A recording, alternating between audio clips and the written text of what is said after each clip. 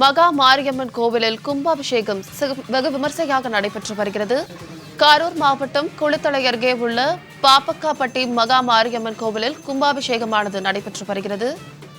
மேலும் இதுகுறித்த தகவல்களை எமது செய்தியாளர் சதீஷ்குமாரிடம் கேட்டறியலாம். வணக்கம் சதீஷ்குமார், விவரங்களை பதிவிடுங்க. வணக்கம் சார். கரூர் மாவட்டம் குளித்தலை அருகே பாப்பக்காப்பட்டி கிராமத்தில் ஸ்ரீ மகா மாரியம்மன், விநாயகர், பாலமுருகன், மாரியம்மன், காளியம்மன், பிடாரியம்மன், முண்டிக்கருப்பு, ஒண்டிக்கருப்பு ஆகிய பரிவார தெய்வங்கள் அடங்கியுள்ளது. இக்கோவிலை புனரமைக்கும் போது கும்பாபிஷேகம் நடத்துவதாக என்று விழா கமிட்டியினர் மற்றும் ஊர் பொதுமக்கள் முடிவு செய்தனர்.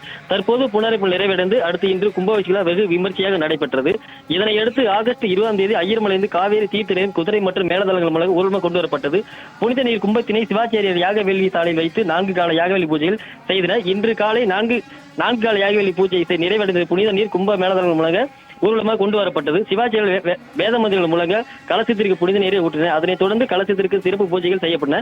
பக்தர்கள் புனிதம் தெளிக்கப்பட்டது. பாப்பக்காப்பட்டி மற்றும் அதனை சுற்றியுள்ள பகுதியில் பல்லாயிரக்கணக்கான பொதுமக்கள் கலந்து கொண்டு சாமி தரிசனம் செய்தனர். விவரங்களுக்கு நன்றி சதீஷ்குமார்.